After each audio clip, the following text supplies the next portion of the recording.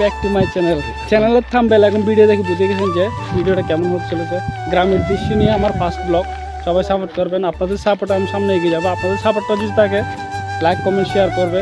তো আমার এটা প্রথম ভিডিও, আমার আগে অনেক ভিডিও হয়েছিল, আমি এগুলো ডিলিট করে দিয়েছি কারণ কপিরাইটের কারণে। এই ভিডিও শুধু মূলত আপনাদের জন্য করার জন্য সামনে আসলাম।